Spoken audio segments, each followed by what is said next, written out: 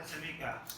हम सिंचाई की परियोजना पढ़ लिए, जिसमें सिंचाई का विभिन्न आयाम हमने पढ़ा। सिंचाई का स्रोत, सिंचाई की योजना, उसके बाद नहर परियोजना और नदी घाटी परियोजना, हमने 4 चीज पढ़ लिया। अब आते हैं अगला टॉपिक है सिंचाई प्रबंधन कार्यक्रम और योजना। कि जल का प्रबंधन हम कैसे करेंगे, सरकार के द्वारा क्या क्या कदम उठाए गए जल प्रबंधन का। तो सबसे पहले सरकार के द्वारा जल प्रबंधन के लिए 1974 से 75 में कमान क्षेत्र विकास कार्यक्रम लाया गया। कमान क्षेत्र विकास कार्यक्रम 1996 से 97 में त्वरित सिंचाई लाभ कार्यक्रम लाया गया। 1996 से 97 में फिर लघु सिंचाई योजना का प्लान लाया गया। इसमें था लघु एवं मध्यम सिंचाई परियोजना को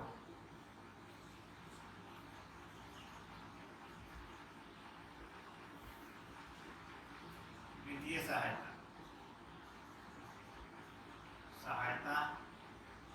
प्रदान करना। ठीक है, यही है सिंचाई लाभ कार्यक्रम। अब लघु सिंचाई योजना हम देखें, 2006 में लघु सिंचाई योजना लाया गया। समझते जाना 2006 में। अब ये अलग पार्ट है, ये अलग पार्ट है। लघु सिंचाई योजना में 2006 में लघु सिंचाई योजना लाया गया। इसको परिवर्तित किया, यानी बदला। 2010 में क्या लाया गया, राष्ट्रीय लघु मिशन लाया गया। फिर इसको बदल दिया, परिवर्तित किया। 1 अप्रैल 2014 को क्या लाया, खेत जल प्रबंधन कार्यक्रम लाया गया। और खेत जल प्रबंधन कार्यक्रम किसका घटक है, लघु सिंचाई का घटक। किसका, लघु सिंचाई का। और भाग किसका है, तो राष्ट्रीय सतत कृषि विकास मिशन का भाग है। राष्ट्रीय कृषि सतत विकास मिशन का भाग कौन सा है, खेत जल प्रबंधन कार्यक्रम, इसका भाग है। और लघु सिंचाई का एक घटक है। फिर 1 अप्रैल 2015 को प्रधानमंत्री कृषि सिंचाई योजना लाया गया। और जो ये है आपको खेत जल प्रबंधन कार्यक्रम, उसको मिला दिया। यहाँ पे मिला दिया मतलब ये मत समझना चलिए लघु सिंचाई मतलब किसको मिला दिया, खेत जल प्रबंधन कार्यक्रम को किसमें मिला दिया गया, प्रधानमंत्री कृषि सिंचाई योजना में। प्रधानमंत्री कृषि सिंचाई योजना कब लाया गया, 1 अप्रैल 2015। चलिए लिखिए,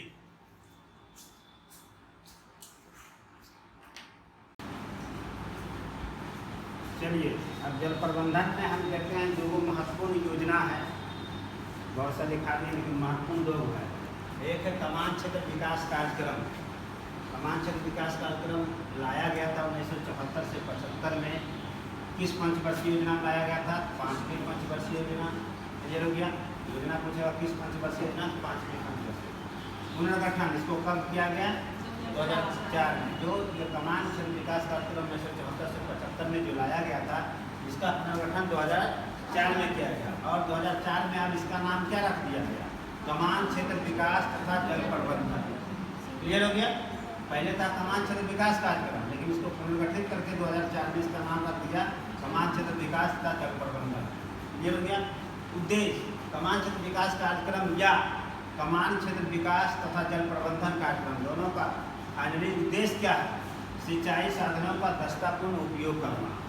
सिंचाई साधन क्या है, नहर है, नलकूप है, कुआं है, नदी घाटी परियोजना है, ड्रिप सिंचाई है, सब बताए।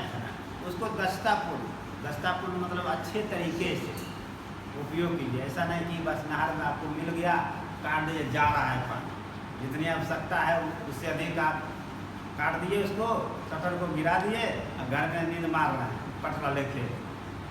ऐसा होता है ना, तो क्या होगा, पानी की बर्बादी होगा, आप जल प्रबंधन नहीं कर पाएंगे। अगला, सिंचित भूमि क्षेत्र में कृषि उत्पादन बढ़ाना, ये भी उद्देश्य था। जो भूमि सिंचित है वहाँ पे कृषि उत्पादन को बढ़ाना है। बहुत बार हम लिखे होंगे कि शुद्ध बुआई क्षेत्र। शुद्ध बुआई क्षेत्र का मतलब क्या हुआ, अगर ये भूखंड है, मान लीजिए कि ये रूम एक भूमि क्षेत्र है, इसमें उस कोना में वन है, उस कोना में झाड़ी है, इधर नदी है, इधर मानव है, अब बचा इतना ही एरिया। तो जो ये एरिया बचा, इसमें भी हो सकता है कि बंजर भूमि कुछ भाग, तो जो अवशेष भूमि बचा जिसमें आप कृषि करोगे उसको बोलते हैं शुद्ध वायु क्षेत्र। ये लोग है ना शुद्ध वायु क्षेत्र। हाँ, कहाँ दे तुम्हारा ध्यान है? यहाँ नहीं ध्यान था, ठीक है।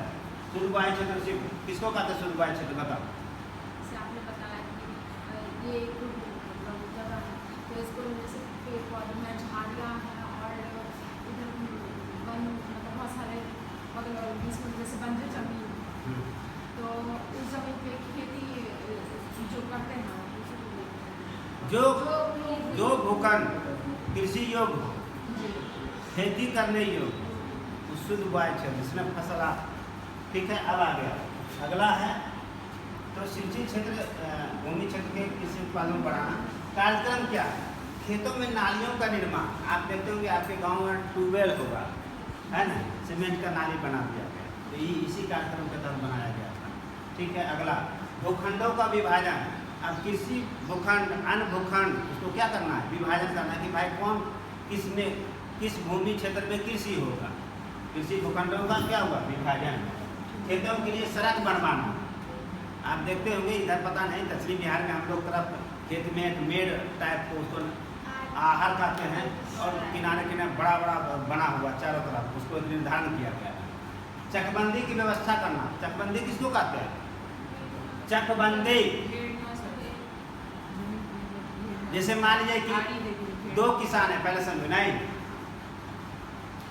दो किसान है, एक किसान ए, समझा रहा था, किसान है, एक किसान ए है, एक किसान बी है, यानी व्यक्ति का नाम है, किसान है दोनों।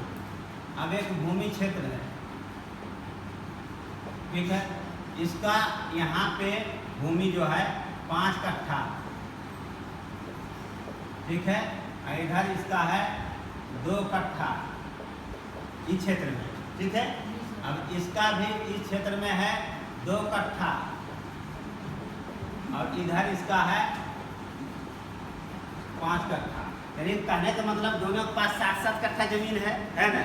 तभी दोनों समझौता किया, किसान बनाम किसान होता समझौता, सरकार की नियमावली के अनुसार, कि भाई ये कहा इसको कि भाई हमको इधर जो है यहाँ पे ले जाने में, मेरा यहाँ 2 कट्ठा है, इधर 5 कट्ठा है, तुम्हारा इधर 2 कट्ठा और इधर 5 कट्ठा है, तुमको भी यहाँ पे हमको यहाँ पे 2 कट्ठा के लिए ट्रैक्टर ले जाना पड़ता है, सिंचाई का प्रबंध करना पड़ता है, परेशानी होती है, मानव बल अधिक लगता है। तो ऐसा करो क्या, इधर वाला तुम जो है मेरा ले लो, तो 5 2, और इधर हम तुम्हारा ले लेते हैं 5 2।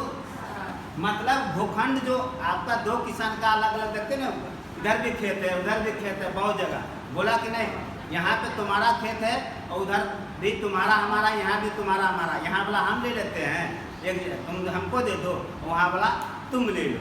इसको बोलते हैं चकबंदी व्यवस्था। क्लियर हो गया? चकबंदी ये किसानों के बीच आपसी समझौता होता है चकबंदी में। क्लियर है? चकबंदी क्लियर हो गया? तो इससे क्या फायदा होगा? मानव बल कम लगेगा, समय की बचत होगी, किसान अच्छे तरीके से कृषि उत्पादन कर पाएगा, तो फिर टेंशन नहीं रहेगा 2 कट्ठा के लिए। अब हम लोग को भी गांव में खेत था, एक जगह ऐसा खेत था कि 2 कट्ठा था, अब 2 कट्ठा के लिए सारा सामान ले जाना पड़ता था, हल बैल ट्रैक्टर से या बैल से जुताई है, परेशान हो रहे हैं 2 कट्ठा के लिए।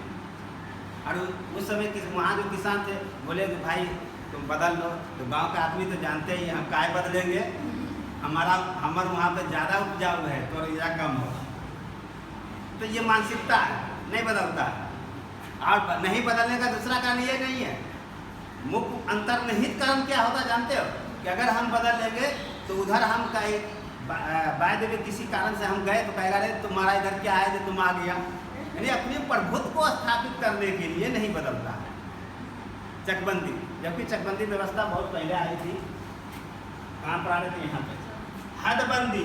हदबंदी लिख दिए ब्रैकेट में, जोतों का सीमा का निर्धारण, मतलब ये एक तरह से जमींदारी प्रथा का उन्मूलन का एक तरीका है। हदबंदी सरकार ने निर्धारण कर दिया कि जिसके पास चाहे जितनी भूमि हो, 10 हेक्टेयर से अधिक भूमि नहीं रखेगा। 10 हेक्टेयर से अगर अधिक भूमि उसका है तो वो भूमि सरकार ले लेगी, और जो भूमिहीन है उसको क्या करेगी? दान दे देगी।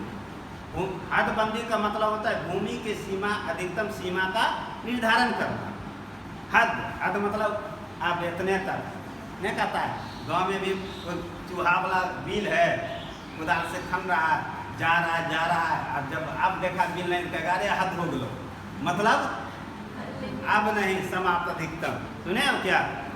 मिथिला में है क्या ये सब प्रचलन? होगा ये। तो हदबंदी मतलब जोतों का सीमा का निर्धारण। भूमिगत जल का विकास, भूमिगत जल का मतलब जमीन के अंदर जल का विकास करना, ये था कमान क्षेत्र विकास कार्यक्रम। प्रधानमंत्री कृषि सिंचाई योजना क्या है? प्रारंभ 1 अप्रैल 2015 को आया था। इसकी अवधि है 5 वर्ष, मतलब 2015 से 2020, वित्तीय वर्ष लिख दिए हैं। मुख्य उद्देश्य क्या है? सिंचाई के निवेश में एकरूपता लाना, सिंचाई के निवेश में एकरूपता लाना। जैसे मान लीजिए तुम लोग विद्यार्थियों, 2 विद्यार्थी एक साथ रह रहा होगा, तो मान लीजिए आज कुछ लाना है, अंडा करी बनाना है, तो दोनों का अंडा करी चले, ठीक है, तो निवेश करो। मतलब वो वस्तु को लाने के लिए 10-10 रुपया दिया, 10 रुपया तुम दिया, 10 रुपया वो दिया, तो क्या हुआ? निवेश। क्लियर हुआ? निवेश, उसी बोलते हैं निवेश। सिंचाई भूमि के अंतर्गत, सिंचाई भूमि के अंतर्गत फसली क्षेत्र को बढ़ाना। जो भूमि सिंचाई युक्त है उसको फसली यानी फसल लगाना, ना कि पेड़ पौधे लगा दिया। फसली क्षेत्र, ध्यान रखना का सब सिंचाई भूमि के अंतर्गत फसली क्षेत्र को बढ़ावा देना। फसली मतलब फसल, फसल से संबंधित। अगला, पानी का प्रयोग अधिक दक्षता के साथ करना। तुम लोग तो पानी का प्रयोग अधिक दक्षता के साथ तो करते नहीं हो। नल खोल दिया, दे रहा है बर्तन में, नहीं खुलल है, चल रहा है, अच्छे बचाव। हाँ, दक्षता का अंतर्निहित उद्देश्य होता है बचाव करना, लेकिन दक्षता के तरीके से नहीं करते हो। नल खोल दिया, उसके बाद दे रहा है, बेसिन में नल खुला दे रहा है। अरे भाई बंद करके पहले ब्रश कर लो, उसके बाद खोल के कुल्ला करो। कभी देखे हो? देखे होगे, तुम लोग खुद करती हो। जल का बचाव नहीं करोगी तो आने वाले पीढ़ी तुम्हें माफ नहीं करेगा। आपके जो आने वाले पीढ़ी, बच्चे, पोता पोती जो भी है, कभी माफ नहीं करेगा। इसलिए जल का उपयोग आज से बचाना है, जितना उपयोग हो उतना ही। तुम लोग क्या करोगे? 1 गिलास पानी लोगे, आधा पियोगे, फेंक दिया, ऐसा है ना? नहीं है? तो ठीक है, पानी का प्रयोग अधिक दक्षता के साथ करना। तो कृषि क्षेत्र में अधिक दक्षता के साथ पानी प्रयोग कौन सा तकनीक आया? ड्रिप सिंचाई। ड्रिप सिंचाई फुहारा वाला क्या है? जितना जरूरत है फसल का उतने से सिंचाई होता है। अगला, पानी की बचत हेतु अधिकाधिक तकनीक अपनाना होगी। ड्रिप सिंचाई हुआ। मानसून पर कृषि निर्भरता को कम करना। अब मान लीजिए कि बाथरूम में आप देखते होंगे कि जो झरना तो तुम समझते हो ये आधुनिक मॉडल है झरना का, लेकिन दूसरा उसका अंतर्निहित कारण है वो दक्षता के साथ पानी प्रयोग। उतने ही झरना से पानी आ रहा है जितना तुम्हें आवश्यकता है नहाने के लिए, लेकिन तुम उसको दूसरे अर्थों में समझ रहे हो। लेकिन वो एक तकनीक है, पानी बचत करने का तकनीक। अब तुम नल से दे रहा, पता चला आधा यहाँ है आधा पीछे जा रहा, ऐसा ही है ना? सुने, आज से बचत करोगे। मानसून पर कृषि निर्भरता को कम करना, ये 5 उद्देश्य है प्रधानमंत्री कृषि सिंचाई योजना लाने का। उद्देश्य हम याद रखोगे। 4 घटक। त्वरित सिंचाई लाभ कार्यक्रम 1996-97 में लिखाएं, उसको इसमें शामिल कर दिया। यानी पूर्व से जितना सिंचाई के लिए कार्यक्रम चल रहा था योजना, सबको कहाँ ला दिया गया? प्रधानमंत्री कृषि। हर खेत को पानी दिखाते, हर खेत को पानी, खेत प्रबंधन वो है। प्रति बूंद अधिक फसल, ड्रिप सिंचाई। जल संभर वाटर शेड बताएंगे, जल संभर वाटर शेड। जल संभर वाटर शेड यानी 4 गो इसका घटक है। पूर्व से जो कार्यक्रम चल रहा था चारों उसमें शामिल कर दिया गया। क्रियान्वयन करता एजेंसी। प्रधानमंत्री कृषि सिंचाई योजना को कौन कौन सा मंत्रालय, कौन कौन सा विभाग भारत सरकार का क्रियान्वित कर रहा है? जल संसाधन मंत्रालय, नदी विकास एवं गंगा संरक्षण मंत्रालय, नदी विकास एवं गंगा संरक्षण मंत्रालय, ग्रामीण विकास मंत्रालय, कृषि एवं किसान कल्याण मंत्रालय। चारों का संयुक्त है ये। क्लियर हो गया? लागू का क्षेत्र कहाँ लागू है? पूर्वोत्तर राज्य में पूरे, अरे सीधा समझो पूरे भारत में लागू है। फाइनली पूर्वोत्तर राज्य, भारत का सभी राज्य, भारत का सभी संघ क्षेत्र। कोई बच्चा संघ क्षेत्र का मतलब होता है केंद्र शासित प्रदेश। क्लियर है यहाँ तक? चलो लिखो।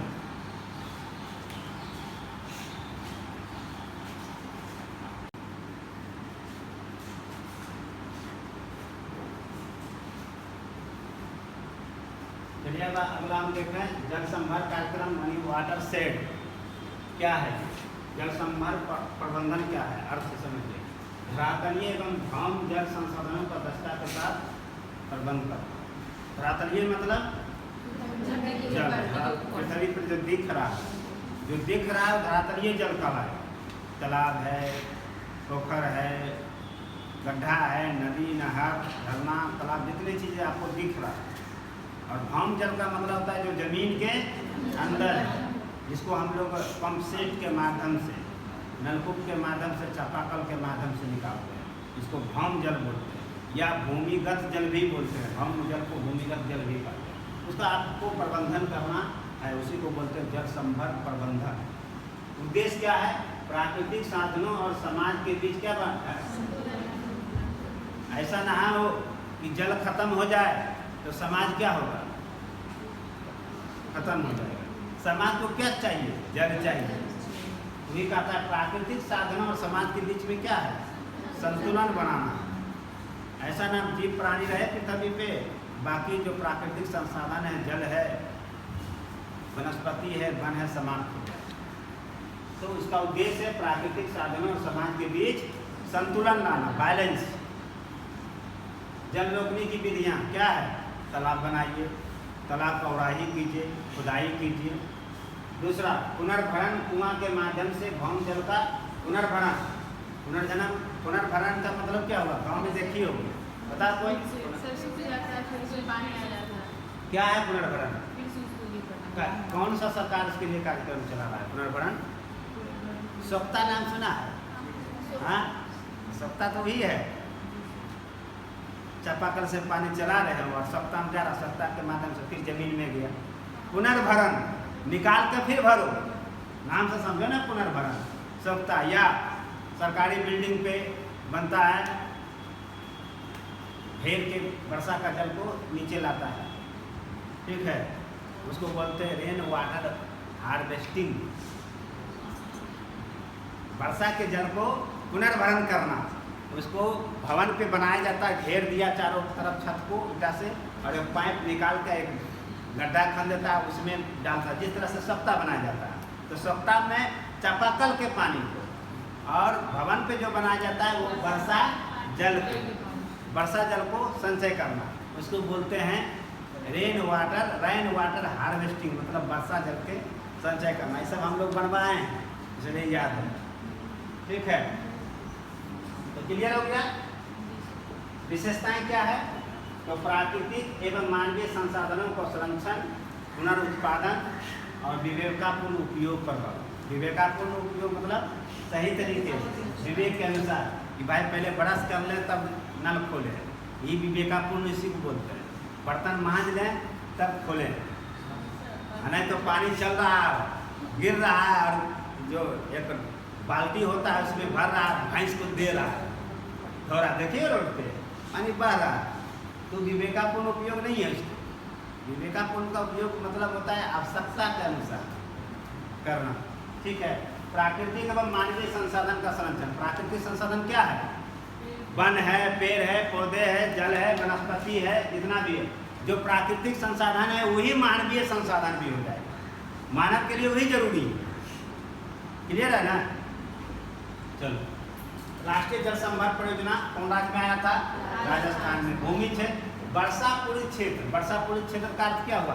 कम वर्षा वाला क्षेत्र, इसको बोलते हैं वर्षा पूरित क्षेत्र, कम वर्षा वाले क्षेत्र को। ये राष्ट्रीय जल संभर परियोजना को कौन मंत्रालय चला रहा है? कृषि मंत्रालय। विभाग में कृषि एवं सहकारिता विभाग। अभी कृषि एवं सहकारिता विभाग किसके पास है? सॉरी, कृषि नहीं, सहकारिता विभाग किसके पास है? कौन है मंत्री केंद्र सरकार में?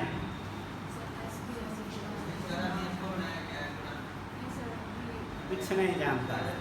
माननीय गृह मंत्री श्री अमित शाह। अमित शाह को ही सहकारिता मंत्री भी हैं, कुछ नहीं जानते हो। दोनों मंत्री कुछ नहीं, करंट पे ध्यान नहीं देता है।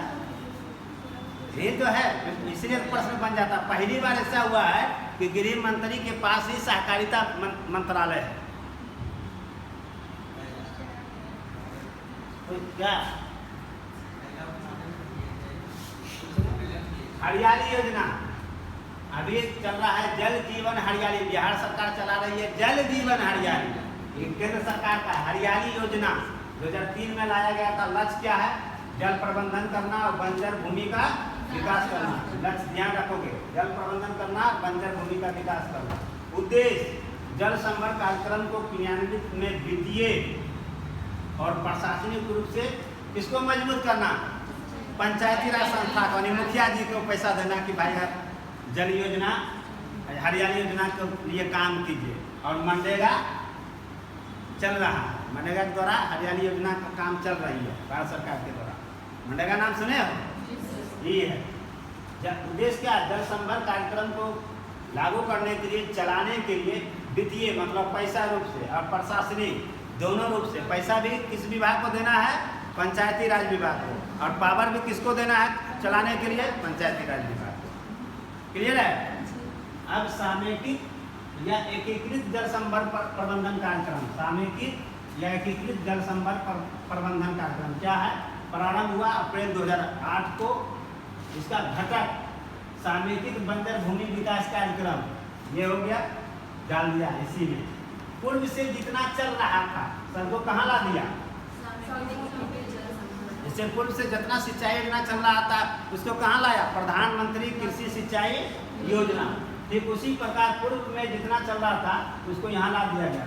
समेकित बंजर भूमि विकास कार्यक्रम, सूखा प्रबंधन क्षेत्र कार्यक्रम, यही हुआ सूखा वर्षापूर्ण क्षेत्र, मरुभूमि विकास कार्यक्रम। ये तीनों पूछेगा समेकित जल प्रबंधन कार्यक्रम का घटक है या नहीं है, तीनों याद रखेगा। ये घटक है और जो नहीं होगा नहीं घटक होगा। उद्देश्य क्या है? मृदा, जल और वनस्पतियों जैसे अवक्रमित प्राकृतिक संसाधनों का क्या करना है? इस्तेमाल एवं विकास करके पारिस्थितिक संतुलन बनाए रखना। लाभ या विशेषताएं क्या है इस योजना का? समेकित तो मृदा के पास जाने की क्या करता है? रोकथाम करेगा। कैसे पाता है? मिट्टी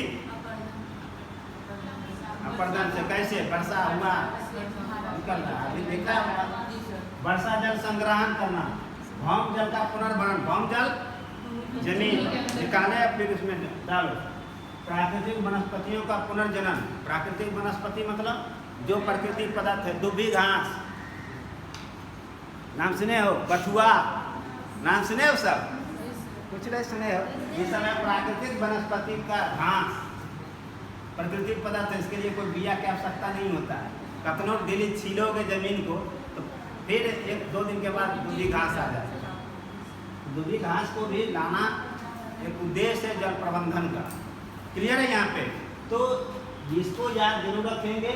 और पिछला जो हमने बताया 74 वाला और प्रधानमंत्री कृषि सिंचाई योजना, यही से पूछेगा, पूछा भी है यहीं से। चलिए लिखिए।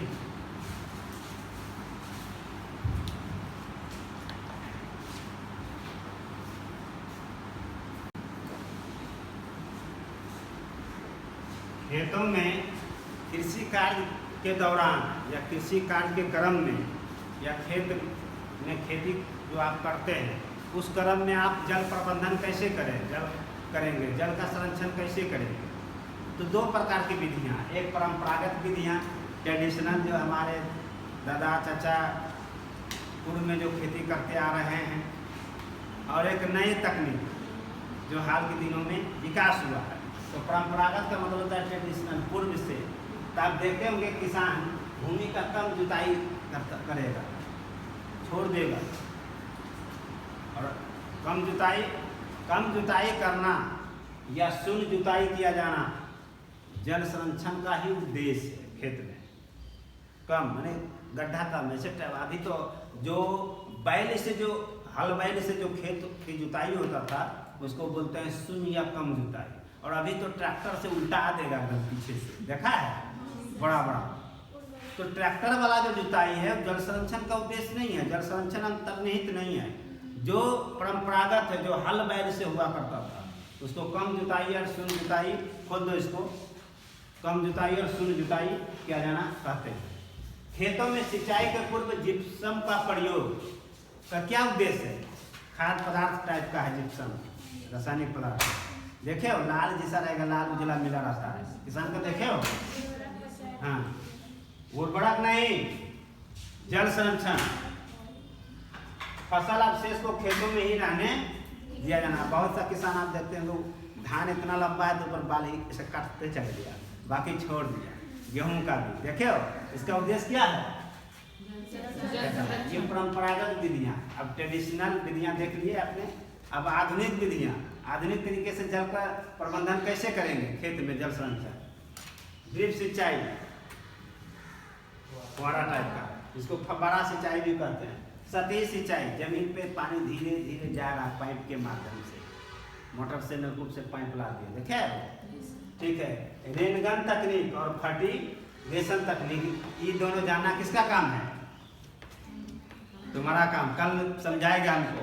रेनगन तकनीक और फर्टिगेशन तकनीक, मॉर्निंग तुम्हारा काम है, दोनों हमको बताएगा, समझाएगा कि क्या है रेनगन तकनीक और फर्टिगेशन तकनीक, ये आपका काम है। लेकिन ये है क्या? सिंचाई का ही तकनीक है, जल संरक्षण का उद्देश्य है। आधुनिक पद्धति से क्या लाभ है? अगर आप ये सिंचाई के लिए तकनीक उपयोग करते हैं तो इसका क्या लाभ है? तो मृदा से उर्वरक पोषक तत्वों की हानि को कम किया जा सकता है। दूसरा, वर्षा युक्त, जहाँ खूब वर्षा हो और जहाँ वर्षा नहीं हो, ये दोनों क्षेत्र में आप अपना सकते हैं। हम लोग क्षेत्र में वर्षा होता है तो यहाँ भी हम ड्रिप सिंचाई अपना सकते हैं, और राजस्थान क्षेत्र में कम वर्षा होता है वहाँ भी हम अपना सकते हैं। इससे कृषि क्षेत्र में क्या होगा फायदा? हम जल स्तर को कम होने से रोका जा सकता है। नहीं, फव्वारा वाला जो है सिंचाई से, ऐसे अगर आप खेत में पटाते हैं तो मान लीजिए किसी खेत में 1000 लीटर पानी की आवश्यकता है, इसे पटा रहे हैं, और फव्वारा से आपको 200 लीटर में हो सकता है, तो भम जल स्तर नहीं होगा कम, बचेगा कि नहीं बचेगा?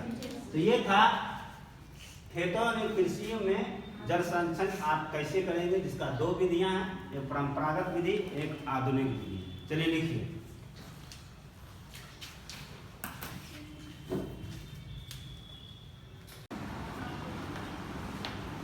चलिए आते हैं जल नीति या अभियान या मिशन तथा में।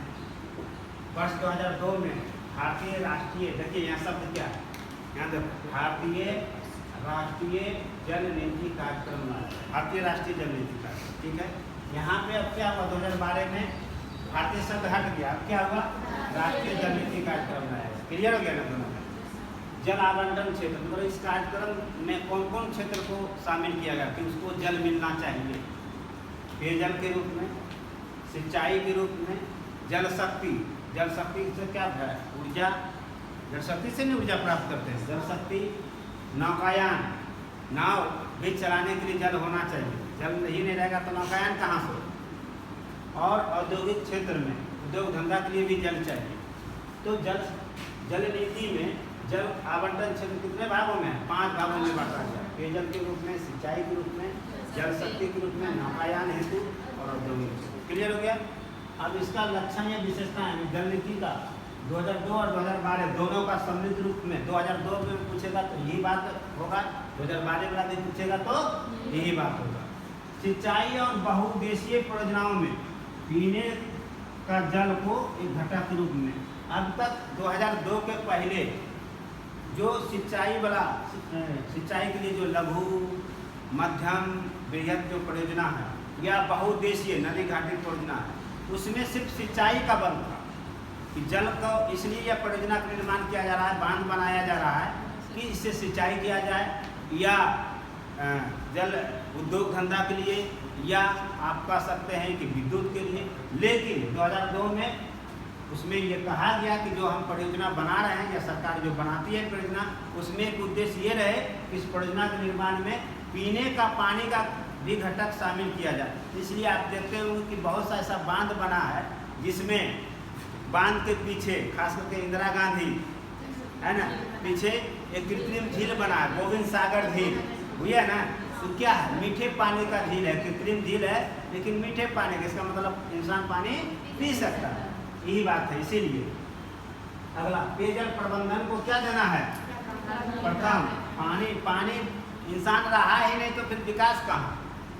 इंसान को रहने के लिए, पृथ्वी पर जीवित रहने के लिए पानी चाहिए, इसलिए पेयजल प्रबंधन को क्या दिया गया इस नीति में, पहली प्राथमिकता। भौम जल स्तर को बचाना। आप देखो यहाँ हम सिर्फ क्या लिखे हैं, धरातलीय लिखे हैं, ये एग्जाम में पूछ देगा। भौम जल स्तर को बचाना, यहाँ भौम एवं धरातलीय जल स्तर को बचाना, तो गलत हो जाएगा। भौम जल स्तर को बचाना, धरातलीय नहीं है, यहाँ है क्या, सतह। सतह मतलब होता है धरातलीय, सतह और भौम जल दोनों की यहाँ पर क्या है, गुणवत्ता में सुधार करना। इसलिए आप देखते होंगे हर घर नल का जल योजना जो आया क्या है, वही गुणवत्ता से संबंधित है। नदी में कहा जा रहा है कि नदी में जो है आप दाह संस्कार ना करें, मूर्ति पूजा के क्रम में विसर्जन ना करें, गंगा स्नान करने क्रम में धूप दे रहा है, पूरे फेंक दिया घर का जितना, अगर दीपावली के 2 दिन पहले निकालेगा, बरसों का राख रहेगा, अगर गंगा मैया या कमला बलान मैया में जाकर पवित्र कर दो, यानी तुम अपना स्वार्थ सिद्ध के लिए हानि पहुंचा रहे हो। लेकिन ऐसा कुछ नहीं है, कहीं भी सबसे बेहतर तरीका है कि उसको राख है तो खेत में भी डाल सकते हो, ठीक है। पॉलीथीन का उपयोग कम से कम करें। आप लोग एक थैला सिए, माँ को दादी को बोले अब थैला लेकर सब्जी लाने जाइए, तो आप लोग एकदम स्टैंडर्ड में जाइएगा, जा रहे हैं, अरे यार अभी हम सब्जी लाने जा रहे हैं, वो हाथ में कुछ भी नहीं, हम पॉलीथीन में दिया, दुकानदार भी दे देता है आपको, लेकिन लाते हैं उसको फेंक देते हैं या उसी में सब्जी लाने देते हैं। प्रदूषण का शिकार हम लोग हो रहे हैं, ये सब बचाना है। मेंस में ही पूछेगा आपसे, किताबी ज्ञान नहीं लिखना है मेंस में, व्यवहारिक चीज़ें लिखना जो मानव के द्वारा किया जा रहा है। मानव फिर उसको एक मेंस में सुझाव वो देना है लिखने क्रम में कि एक आम व्यक्ति भी किसी चीज़ को बचाने के लिए जो पढ़ा लिखा नहीं, वो क्या लिख आपको बुद्धि दे रहा है, बताता है ना। तो उसी तरह गांव में पहले क्या कहा जाता था, दादा दादी या कोई भी आप लोग नहाते होंगे तो बोलता पहले साबुन लगा ली बढ़िया से, तब पनिया ढारी। मतलब उनको ये पता था कि जल, भले उनको ये नहीं पता था कि जल संरक्षण का एक दृष्टिकोण है, लेकिन इतना पता था कि पहले साबुन लगा लो तब पानी डालना, कपड़ा धो लो पहले सारा कपड़ा को, तब पानी उसको खोलना। कुआं क्या था, कुआं एक जल संरक्षण का था, कुआं होना अति आवश्यक है, लेकिन कुआं से क्या, जितना आपको पानी उतने बाल्टी से निकालना पड़ रहा है ना, तो मेहनत लगता था, तो कम से कम में। और अभी क्या है, नल खोल दिया जा रहा पानी। तो ये सब चीज़ें आपको आम जीवन में भी अनुकरण करना है। सतह और भौम जल दोनों की गुणवत्ता में सुधार हेतु चरणबद्ध कार्यक्रम प्रारंभ करना, ठीक है। दुर्लभ संसाधन के रूप में जल के लिए क्या करना, जागरूकता फैलाना, प्रचार करना। दुर्लभ संसाधन के रूप में बहुत से ऐसे संसाधन हैं जो दुर्लभ है और उसे जल चाहिए, तो उसके लिए भी आपको जागरूकता लाना होगा। चलिए लिखिए,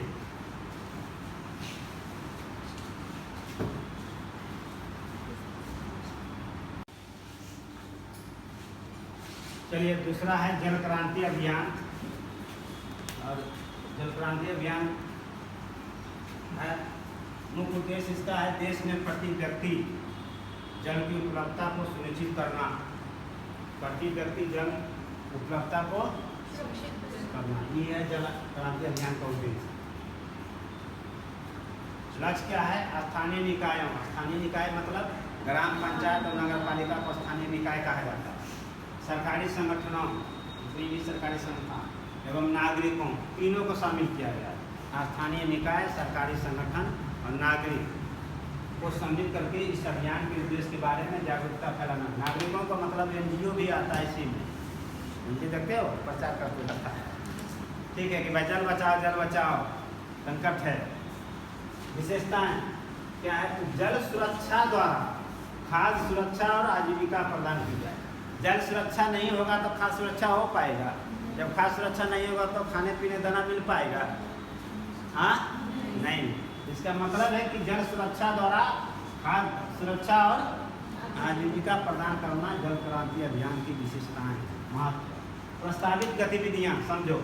जलग्राम बनाना, पूरे भारत में जलग्राम बनाना। कितने देश के कितना जिला चयनित किया गया? अब 672 जिला में प्रत्येक जिला में एक गांव को लिया गया है। प्रत्येक जिला में एक ग्राम जिसमें जल की कमी हो। जैसे मान लीजिए मधुबनी है, मधुबनी का अगर चयन हुआ तो मधुबनी में सबसे कम जल किस गांव में, उसको चयन हुआ। क्लियर हो गया ना? आगे 1000 हेक्टेयर मॉडल कमान क्षेत्र का चयन। तो कमान क्षेत्र 1, 2, 3, 4, 5 भागों में बांटा गया। 1000 हेक्टेयर मॉडल कमान क्षेत्र, 1000 भूमि वाला, 1000 हेक्टेयर भूमि वाला कमान क्षेत्र को चयन किया गया। तो उत्तर कमान क्षेत्र में कौन राज्य है? यूपी हरियाणा। दक्षिण में कर्नाटक, तेलंगाना, तमिलनाडु। पश्चिम में राजस्थान, गुजरात। पूर्व में उड़ीसा, उत्तर पूर्व में मेघालय। ये बिहार है इसमें? नहीं है। बिहार है जल शक्ति अभियान में। अब इसके बाद जल क्रांति अभियान के बाद जल शक्ति अभियान आ गया। रैन डकैत जो इसका लोगो है वो तुम्हारा काम है पढ़ लेना। चलिए, जल प्रदूषण को कम करने का उपाय क्या है? जल संरक्षण आप करें, कृत्रिम पुनर्भरण मतलब सप्ताह बनाएं, ठीक है। देश के चयनित क्षेत्रों में कैसा कुआं बनाएं? आर्सेनिक मुक्त कुआं का निर्माण करें।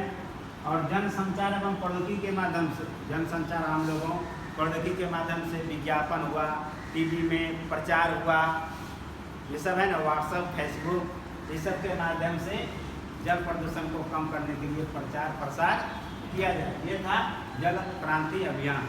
चलिए लिखिए।